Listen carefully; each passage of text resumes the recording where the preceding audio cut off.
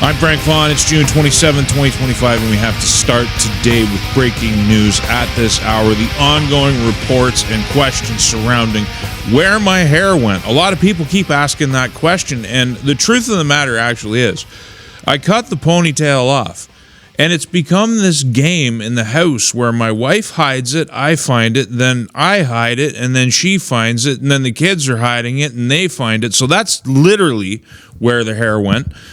But I might have to grow it back for all of you because it does seem the consensus is that you miss it. Now, in the past, I have not taken care of the hair the way that needs to be taken care of. I'm enjoying the break from having long hair. I've often said I wish it was a wig. I could just take it off and then put it on, but I couldn't live with myself if I was wearing a wig. So, at any rate, the hair may make a comeback. First up, we have to begin with a paywall, and this is to an article, and the title of the article is Steep Rise in Hate Towards South Asians in Canada Documented Through Social Media Posts, particularly towards the former NDP leader. Is he even former at this stage? Has Jagmeet Singh even quit yet? Former NDP leader Jagmeet Singh. Now, the definition of hate is just criticism. You're not allowed to criticize anybody who's a visible member of a minority group, even if the criticisms are justified. When we look at criminal trends, we look at how many people are involved in drug trafficking that have the last name Singh. We talk about Brampton men driving trucks, the minefield that driving Highway 11 or Highway 7 in Northern Ontario has become because we're giving commercial driver's licenses out like they're candy, and we're allowing trucking companies with no oversight to give them out. Often to people who are brought into the country who can't even speak the language, let alone read the signs on our streets. All of these things that I'm talking about are likely part of the rise in hate. Now, is that hate or is that just criticism? Setting that aside for a minute, I just want to talk about the paywalls. The Toronto Star paywalls. Here's another one. TTC and GO Transit rides from Rogers Stadium will be free for concert goers all summer, Olivia Chow and Doug Ford announced. What a great announcement from the government of Ontario. Ontario is sinking in a hole. But if you can afford the outrageous ticket prices to attend any of these events, they're here to let you know that you'll be able to ride transit for free. What a ridiculous idea. But again, I get distracted because Ontario is just a wellspring of ridiculosity, a word I just made up. It's this paywall that really bothers me. Do you guys have a guess? And I really want you to form a number in your head, just a guess of how much money you believe the Toronto Star gets in government subsidy through the various programs that have come into being under the Liberal Party that subsidize our mainstream media. Just take a second. How much do you think on a weekly basis they get? $115,000 a week. And they have the audacity to put a paywall in front of us. And now it says only $1 for 6 months. Save $167 now. That means their normal price for 6 months of access to their digital news, this isn't even a print edition, this is for the digital edition of their paper, is $168, which adds up to $376 off the top of my head, hopefully my math is good, per year to have access to their digital news media. I think there should be, in this country, with all of the various legal protections that the mainstream media enjoys and all the subsidy that they enjoy, if you take public money, you become a publicly accessible company. There shouldn't be paywalls. They've got everything paywalled at the Toronto Star. They don't even give you free articles anymore. You get a headline, and if you click X, it just kicks you to their front page. The audacity. But let's get away from my terrible off-the-top-of-the-head math for a minute and go back to real math plaguing Ontario. This is an article that says Ontario home construction is tanking while other provinces are booming when numerous forthcoming condo and townhouse projects are going into receivership and dozens more have been deferred until buyers start showing more interest. You know the real estate market is struggling, and that's the state the Toronto area has been stuck in for months. Tariffs and the recession, there are no... A separate issue here is what people, like, these articles all blame the wrong things for the problems in Ontario. So we're not even going to, I don't want to get distracted. I want to talk about the housing market in Ontario and the perfect storm. Ontario Housing Market Report, this is from April of 2025, talking about the average prices. Look at this chart. Everything is flat. It's barely correcting. There's very little demand. Nobody can afford to pay the high prices. Many people are locked in at high prices and can't afford to get out, taking $200,000, $300,000, $400,000, $500,000 losses. And if you look at real estate transactions in Toronto, you'll see that some of those sales are literally that far underwater. Who can afford that? Only very wealthy people who can afford the write-downs and are maybe looking for losses. But the average person who's just trying to struggle along can't do that. So Ontario is facing a net inflow of people, the same problem that they've always had, large-scale migration into Ontario. There was only, I don't know if it's in this article or it was another one I was reading, there's only 5,500 housing starts per month on average right now. They need to be building 2 million homes. Whatever happened to Carney's, we're going to build 5,000 homes, what was it, a week or a month? Like, it was some absurd figure.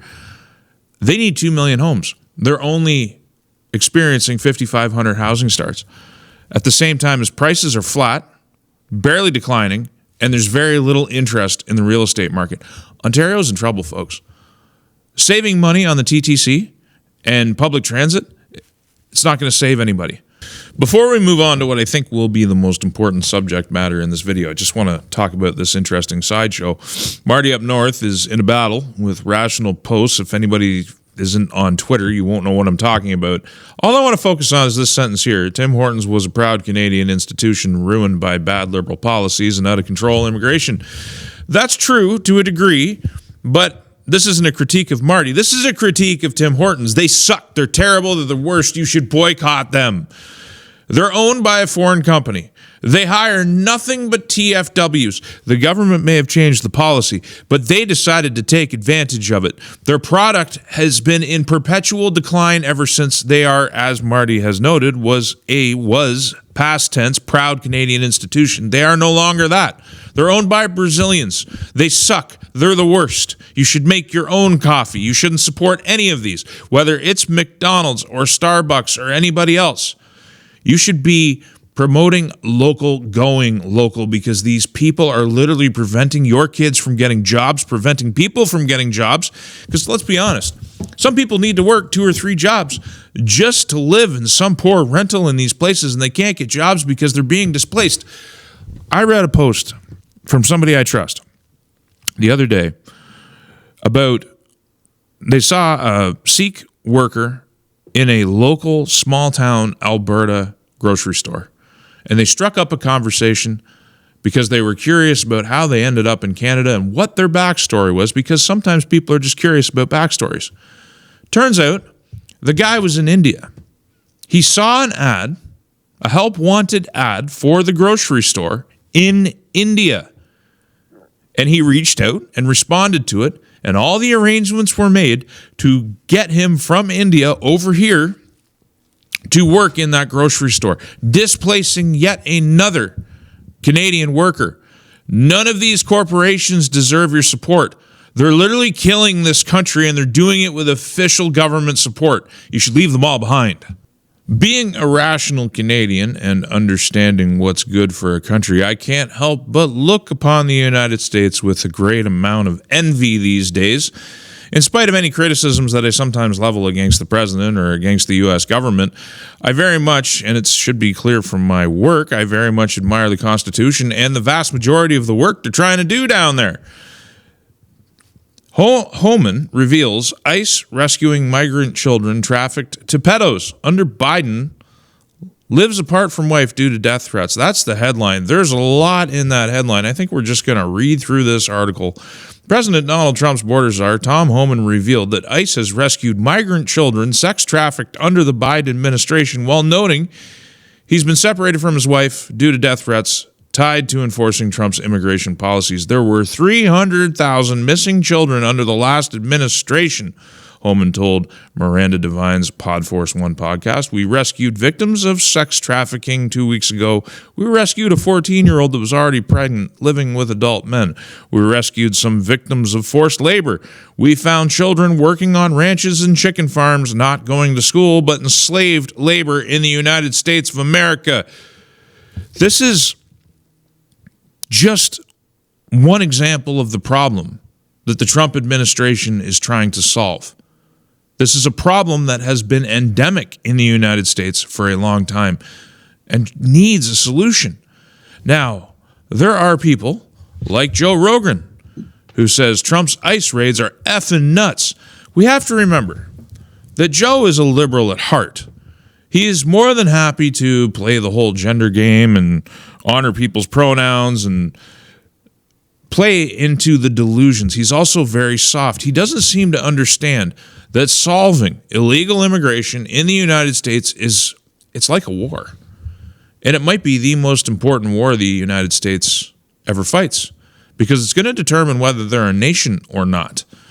And that war is largely centered in Joe Rogan's former stomping grounds, Los Angeles, California.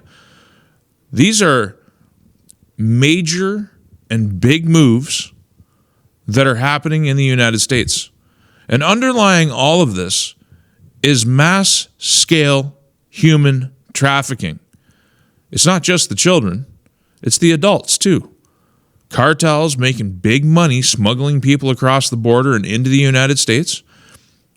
Foreign nations, literally, this isn't some rhetoric of Donald Trump, emptying their jails and allowing those criminals to march right into the United States for the past 4 years and even before that. If the United States is to have a prosperous future, it has to get a rein on this, and it ain't going to look pretty. It's like a war, and in war, people suffer on both sides, as Holman says. He can't even see his wife because he's under such threat. And what's the man doing?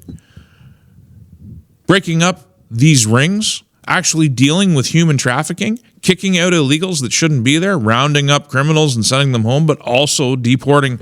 By the way, it's not just violent offenders and gang members that need to be deported. If you enter the United States illegally, you are unlawfully there, and you should be deported. Another headline, Trump plans mass dismissal of asylum claims, fast-tracking deportation. The Trump administration is preparing to dismiss asylum claims for potentially hundreds of thousands of migrants, primarily those who cross the southern or northern, Canada, borders illegally and later applied for protection, according to CNN, citing two sources. Once dismissed, those migrants would become immediately deportable under fast-track removal procedures bypassing immigration court. Trump's got less than 4 years now, because we're at the 6-month point of the presidency. We just maybe it's 5 months. We're just past the 5-month point. So he's got 3.5 years left to deal with a 12 to 20 million person problem. And again, if they don't deal with it, and they don't deal with it quick, America's not going to be a country. This is exactly the kind of thing that should be going on in Canada. We should be slowing down immigration. We should be deporting criminals right out the gate. We shouldn't be letting them in the first place, and we should stop importing dependents. Canada has a cartel problem. It has a crime problem. We've talked about that on this channel. Also has a mass immigration problem. But it's honestly, the United States illegal immigration problem is the worst in the world. And they have to get it under control. Continuing with this theme, who counts? Trump poised to try and remove non-citizens from Census. Following a years-long surge in illegal immigration, the Trump administration is poised to challenge a long-standing but legally fraught practice counting illegal aliens in the U.S. Census. President Trump tried to end the practice during his first term, but President Biden overturned his predecessor's policy before it was implemented. This is something that people note often about the Trump administration and the very good things that they're doing on the domestic front. We can look, you can be supportive of people doing right things at the same time as you can critique them. And this is one of the issues that I have with Donald Trump, is that anytime anybody critiques him, he just goes on the offensive and on the attack, whether it was Elon Musk or other members of MAGA who questioned the big, beautiful bill. He just went on assault, and I hate to see that. But at the same time, I can recognize that the vast majority of the things that he's trying to do are very necessary if we're going to not only have a strong United States moving into the future, but a strong North America, which is something that I am very interested in. But if the Republicans can't hang on to power moving forward, if elections are not made fair, if things are not put back on the level and on the square, people are going to be like, oh, that's Masonic language. It's really not. It's carpentry language, but at any rate, I digress. If they can't put things on an even keel, they're not going to have a chance in the future. They ran into the same problem between 2016 and 2020 when the entire administration got bogged down, and then through 2020, all the bad decisions that came out of was it even the Biden White House, or was it the Otto Pen White House? These are things that can't be allowed to happen again, which is why he's moving so quickly.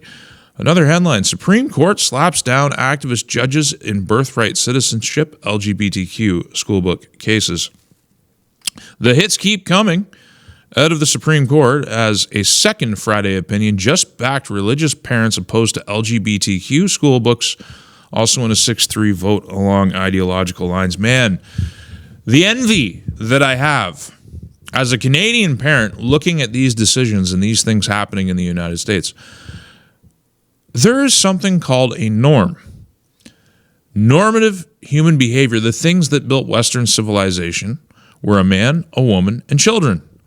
And I'm not saying that you can't live outside of that norm, but we have moved so far away from not just being tolerant of other lifestyles, but directly assaulting the norms that underpin society in favor of the hedonism that underpins so much of the acronym brigade that comes after the LGB part. Anything that comes after starts getting kind of weird. And that's all right. That's what you're into. But we shouldn't be promoting it to society. We shouldn't be promoting it to kids. We shouldn't be promoting this gender ideology nonsense. And if we are going to promote it in public schools, parents should have the right. Look, you have, as a parent, you have a legal liability for your child if they do something wrong. You can be sued in civil court for their actions. You are responsible for feeding them. You're responsible for housing them. You're responsible for looking after them at your own cost. And I mean that, and I've said this before, that cost is nominal compared to what you get out of it. It's the best relationship you're ever going to have in your life. It's the best experience you're ever going to have in your life.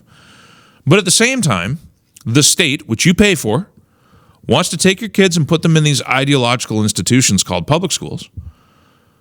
And they want to educate them in things that you may disagree with without your knowledge or your consent. And then if you do find out and you want to oppose it, they want to have legal power to deny you the right to choose how your children are raised. In the United States, at least, they're heading in the direction of parental rights. Now, the Saskatchewan Party here in the province of Saskatchewan, they made a lot of promises about parents having more rights in the last election. I wait to see how that's going to transpire, because parents should be in the driver's seat. If parents are not abusing their children, if they're not beating them, they keep them fed and they keep them well, and they love them, they should be the ultimate arbiters of how they are raised. That's how we built civilization, was the family unit, the nuclear family, a man, a woman, and children. It's the bedrock. It's the most economically productive arrangement. And it's not just about economics. It's also just demographic stability. People are afraid to have children for so many different reasons. We're basically programmed to think that having children and being in stable monogamous relationships is the literal worst thing ever, in spite of the fact that it's the best.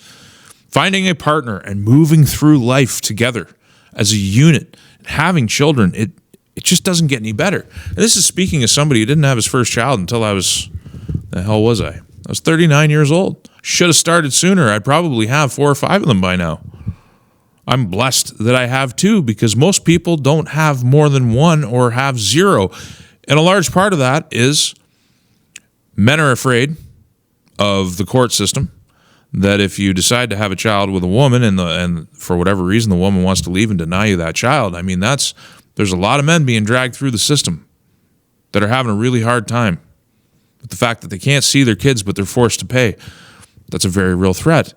It's the economic perception that it costs a lot of money, that it's very difficult to do, that both parents have to work, and then your kids are raised in daycares, which is just another public institution, and it's another substitute for the family that is poor. There's so many worries and concerns. You're effectively dissuaded. And in being dissuaded from having children, we are committing demographic suicide. It's not good. It's just not good. Another thing that came out of the Supreme Court on Friday allowed President Trump's executive order restricting birthright citizenship to go into effect in some areas of the country, blocking judges' ability to halt the president's policies nationwide. The order, signed by Trump's first day in office, curbs birthright citizenship for children born on U.S. soil if they don't have at least one parent with permanent legal status. This is a crazy thing that I believe is unique to the United States, where two citizens, so my wife and I as Canadian citizens, if she was pregnant, we could go down there and stay in the United States until our kid was born, and the kid automatically becomes an American citizen with all sorts of rights and ramifications, which can provide a door to us becoming citizens as well. It's a really big loophole, let's put it that way. And President Trump has been trying to close that loophole, and again, completely opposed by the advocates for mass illegal immigration into the United States. The same people who oppose voter ID, the same people who oppose common sense on every single front in the United States. I pray every single day that these reforms are successful in the United States and we can actually all live in a world where we can see the results in real time. And that's it for today, as my minivan needs struts and stabilizers, and so we're going to go off and have that fun right now. For those of you who asked for it, I have added crypto options to the donate page on my website. I was hesitant to do it, but we're doing it, and now it's done, so they're there. So avail yourself of that if you are so inclined. And thank you to everybody who supports this effort, and I will see you in the next one.